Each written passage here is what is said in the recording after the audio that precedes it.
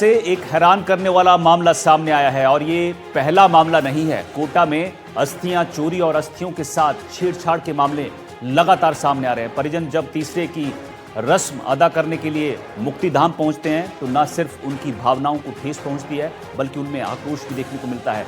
आखिर कौन कर रहा है अस्थियों की चोरी और इसके पीछे का कारण क्या है, देखिए हमारी इस रिपोर्ट।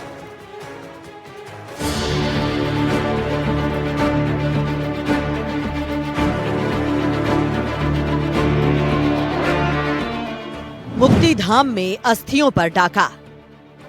कौन कर रहा अस्थियों से खिलवाड़? कई मामले आ चुके हैं सामने। संदिग्ध को पुलिस ने पकड़ा। किसी की मृत्यु के बाद उसे मुक्तिधाम ले जाया जाता है जहां शरीर का अंतिम संस्कार होता है, लेकिन अब लोगों को मरने के बाद भी चैन नसीब नहीं हो रहा है। और हम ऐसा इसलिए कह रहे हैं क्योंकि कोटा में लगातार मुक्तिधाम से अस्थियों के चोरी होने की खबर सामने आ रही है। अस्थियां चोरी का एक मामला सामने आया है। नयापुरा क्षेत्र में स्थित मुक्तिधाम पर जब परिजन तीसरे की रस्म अदा करने पहुंचे तो अस्थियां गायब मिली। मुक्तिधाम पर यह नजारा देखकर परिजन काफी आक्रोशित हो गए और परिजनों ने इस पूरे मामले की शिकायत नयापुरा थाने में दी। आपको बता दें कि 22 दिसंबर को नयापुरा की बुजुर्ग महिला सुमन शर्मा का निधन हो गया था। उनका अंतिम संस्कार नयापुरा मुक्तिधाम पर किया गया। तीसरे की रस्म के लिए परिजन वहां पहुंचे। मुक्तिधाम से अस्थियां गायब मिली। इस घटना से परिवार आहत हुआ। परिवार के लोगों ने नयापुरा थाने में इसकी शिकायत की। परिजनों ने आरोप लगाया कि जब उनकी माता का अंतिम संस्कार करने के लिए मुक्तिधाम आए थे, वहां मौजूद सफाई कर्मियों ने कुछ पैसों की मांग की थी। पैसा नहीं दिया तो उन्होंने देख लेने की भी धमकी दी थी। परिवार को शक है कि अस्थियां चोरी करने के पीछे इन्हीं का हाथ है। स्थानीय लोगों में इस घटना के बाद से आक्रोश है। वो मांग कर रहे हैं कि मुक्तिधाम पर सुरक्षा गार्ड लगाए जाएं और सीसीटीवी कैमरे भी लगाए जाएं। इसके साथ ही मुक्तिधामों में बुनियादी सुविधाएं भी दुरुस्त की जाएं। कोटा में मुक्तिधामों से अस्थियां चोरी होने, उनके साथ छेड़छाड़ करने के मामले लगातार सामने आ रहे हैं। अब नयापुरा से एक मामला सामने आया है जिसमें जो है परिजनों ने सीधा आरोप लगाया है कि जो उनकी माता का निधन हुआ था और वो जब मुक्तिधाम पर पहुंचे तीसरे की रस्म अदा करने के लिए तो वहां से अस्थियां गायब मिली। नयापुरा पुलिस ने इस पूरे मामले में 2 लोगों को डिटेन भी किया था, उनसे पूछताछ की, लेकिन उनसे कोई जवाब नहीं मिला। लेकिन इससे पहले जो है सुभाष नगर, केशवपुरा, छावनी क्षेत्र से भी अस्थियां चोरी होने की मामले सामने आए थे। तो कौन आखिर ये अस्थियों को लेकर के जा रहा है, किस तरह से जो है इस तरह से कोई तांत्रिक क्रिया के लिए इसको लेकर के जा रहा है या असामाजिक तत्व इन घटनाओं को अंजाम दे रहे हैं। क्षेत्र के लोगों में रोष भी है और ये नयापुरा का मुक्तिधाम है, यहीं से जो है कल अस्थियां चोरी हुई है। जो परिवार है उन्होंने नयापुरा थाने में रिपोर्ट भी दर्ज करवाई है। पुलिस ने कार्रवाई करते हुए 2 लोगों को डिटेन भी किया, लेकिन उन्होंने जो है इस बात से इनकार किया कि उन्होंने अस्थियां चोरी की है। तो जिस तरह से मुक्तिधामों की सुरक्षा को लेकर के लगातार बात अब सवाल खड़े हो रहे हैं कि मुक्तिधामों पर सुरक्षा गार्ड होने चाहिए। कोटा में मुक्तिधामों से अस्थियां चोरी होने का ये पहला मामला नहीं है। इससे पहले भी कोटा के सुभाष नगर, केशवपुर, छावनी समेत दूसरे मुक्तिधामों से अस्थियों के साथ छेड़छाड़ और चोरी करने के मामले सामने आ चुके हैं। पुलिस ने इन मामलों में गिरफ्तारियां भी की हैं। पूछताछ में तांत्रिक क्रिया के लिए अस्थियां चोरी करने की बात सामने आती है। नयापुरा मुक्तिधाम पर एक बार फिर अस्थियों के चोरी होने के मामले में पुलिस ने परिजनों की शिकायत पर 2 लोगों को हिरासत में लिया है।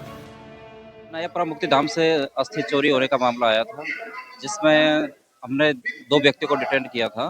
तो उनसे पूछताछ की गई, लेकिन उन्होंने इस टाइप की ऐसा कोई बताया नहीं कि हमारे द्वारा ये अस्थि ले जाई गई है। तो उस आधार पर हमने शक के आधार पर वो लेके आए थे एक व्यक्ति को पकड़ के, तो हमने उस पर पूछताछ की थी। पूछताछ करने के बाद हमने उसको पाबंद करवाया। उसको वहाँ पर गए तो वहाँ पर कुछ मतलब ऐसे आदमियों ने कहा कि हम आप पैसा दो वरना हम ये अस्थियां यहाँ की गायब हो जाएगी।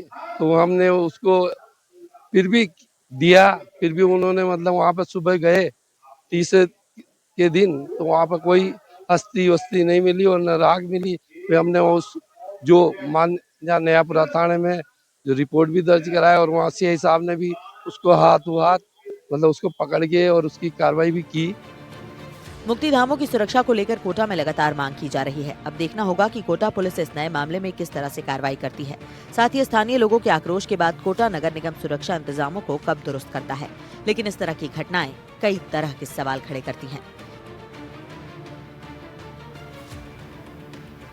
मतलब व्यवस्थाओं के नाम पे बहुत ज्यादा दिक्कत वाला मैटर है। यहाँ पर पानी की कोई व्यवस्था नहीं है, हेडपंप खराब है, सब ये नाली वाली लेटरिन बाथरूम मतलब कुछ भी अपेक्षा है मतलब बिल्कुल।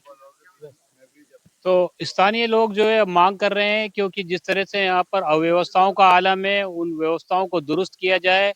नगर निगम जो है यहाँ पर कैमरे लगवाए, इसके अलावा गार्ड की व्यवस्था हो, बुनियादी सुविधाओं को यहाँ पर जो है उपलब्ध करवाया जाए, ताकि जो लोग गमगीन माहौल में यहाँ पर पहुंचते हैं उनको सुविधा मिले। और इसके साथ साथ जो अस्थियां चोरी होने के मामले सामने आ रहे हैं उस पर भी पुलिस सख्ती से कार्रवाई करे। कोटा से सहयोगी हेमंत जोशी के साथ शाकिर अली, एनडीटीवी। करीब 8.5 साल बाद एक बार फिर हरियाणा का हार्डकोर बदमाश और हिस्ट्री शीटर वीरेंद्र गोठड़ी झुंझुनू में गैंगवार करने वाला था, लेकिन झुंझुनू पुलिस ने वीरेंद्र गोठड़ी के इस खूनी खेल से पहले ही न केवल उसके प्लान को क्लीन बोल्ड कर दिया, बल्कि उसके 2 हिस्ट्री शीटर समेत 6 साथियों और हथियारों को जब्त कर बड़ी कार्रवाई की। क्या है पूरा मामला, हमारी इस रिपोर्ट में आपको दिखाते हैं।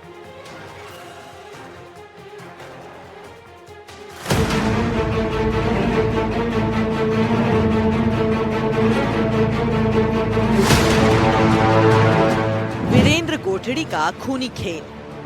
गैंगवॉर की तैयारी में था हिस्ट्री शीटर। पुलिस ने नाकामयाब की साजिश।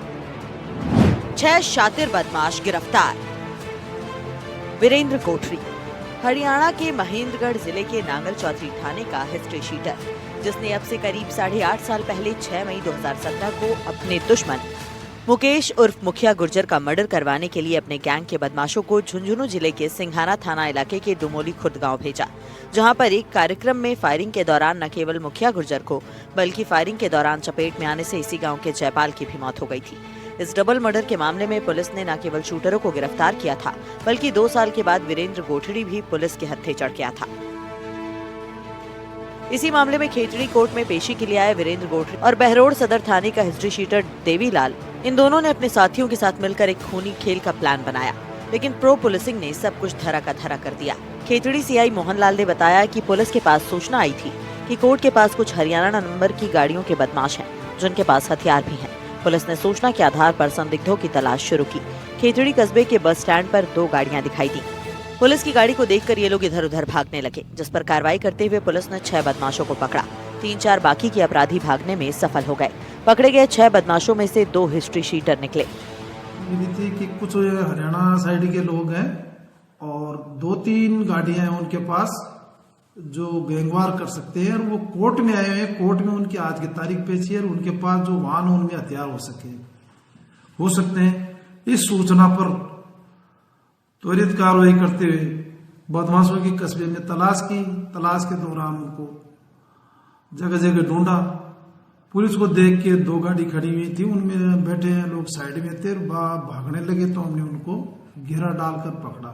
उनमें से कुछ 2-3 लोग निकल भी गए उसी टाइम। जिन 6 लोगों को पकड़ा उनसे गहनता से उनसे पूछताछ की। पूछताछ करने पर सामने आया कि ये वीरेंद्र गोठड़ी की गैंग के आदमी हैं और आज कोर्ट में तारीख पेशी में आए थे, उसी के साथ थे। ये जो कोई अपने विरोधी है उनसे बदला लेने की इनकी योजना थी।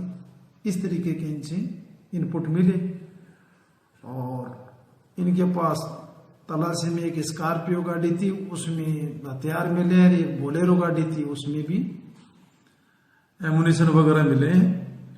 जो स्कॉर्पियो गाड़ी थी उसमें एक दुनाली 12 बोर डबल बैरल बंदूक थी, गन जिसको बोलते हैं, और 8 जिंदा कारतूस। और बोलेरो गाड़ी में है जो पिस्टल के छोटे कारतूस। पूछताछ में बदमाशों ने काफी चौंकाने वाले खुलासे किए हैं। उन्होंने बताया कि वो यहाँ पर नांगल चौधरी थाने के हिस्ट्री शीटर वीरेंद्र गोठड़ी और बहरोड़ सदर थाने के हिस्ट्री शीटर देवीलाल के साथ आए थे। वीरेंद्र और देवीलाल की 8.5 साल पहले के डबल मर्डर मामले में कोर्ट में पेशी थी। वो लोग गोठड़ी के पुराने दुश्मन का पता लगाकर बदला लेने के लिए आए थे। सीआई मोहनलाल ने बताया कि पुलिस इस मामले की जांच कर रही है कि कोर्ट में पेशी के दौरान हथियार और बदमाश लाने की जरूरत क्यों पड़ी। साथ ही वीरेंद्र गोठड़ी किसे ठिकाने लगाने का प्लान बना रहा था। इन दोनों ही गाड़ियों से पुलिस को एक 12 बोर की डबल बैरल गन, इसी गन से 8 जिंदा कारतूस और एक पिस्टल के साथ 7 जिंदा कारतूस मिले हैं। पुलिस की कार्रवाई से पहले ही वीरेंद्र गोठड़ी, विक्रम सिंह और एक संजय नाम का आदमी भागने में कामयाब रहा। इस मामले में पुलिस ने तीनों को नामजद कर उनकी तलाश शुरू कर दी है। कुल मिलाकर अब एक बार फिर हरियाणा का हिस्ट्री शीटर वीरेंद्र गोठड़ी राजस्थान में खूनी खेल की तैयारी कर रहा है, जिसकी तह तक पहुंचना झुंझुनू पुलिस का अगला टारगेट बन गया है। नांगल चौधरी जिला महेंद्रगढ़ हरियाणा के एचएस है, और दूसरा है जो एक देवीलाल है जो पहाड़ी इलाके का रहने वाला है, बेरोड सदर का एचएस है। वो इसके खिलाफ भी हत्या और हत्या के प्रयास के, लूट के और मारपीट, अवैध वसूली, इस तरीके के आरएस एक्ट 10 प्रकरण इसके खिलाफ दर्ज है। कुल 6 लोगों को गिरफ्तार किया गया है इसमें, बाकी 3 लोगों को इसमें नामजद किया है, 3 की तलाश जारी है। इनको गिरफ्तार करने के बाद में इनके खिलाफ आर्म्स एक्ट और संगठित अपराध की धाराओं में प्रकरण दर्ज किया गया है। आपको बता दें कि जब 2019 में झुंझुनू पुलिस ने डबल मर्डर मामले में वीरेंद्र कोठरी को पकड़ा था, तो भी पुलिस ने फिल्मी स्टाइल में वीरेंद्र कोठरी के गांव में दबिश दी थी। वीरेंद्र कोठरी अपनी राजनीति में भी दखल रखता है। पिछले विधानसभा चुनाव में उसकी चर्चा हरियाणा के नांगल चौधरी विधानसभा क्षेत्र से बसपा प्रत्याशी के रूप में हुई थी, लेकिन उसने चुनाव नहीं लड़ा था। सोशल मीडिया पर गौ सेवा और गौ रक्षक के रूप में ये एक्टिव रहता है। अब वीरेंद्र कोठरी किसका खून करना चाहता है और उसका अगला प्लान क्या है, इसका पता लगाने में पुलिस जुटी हुई है।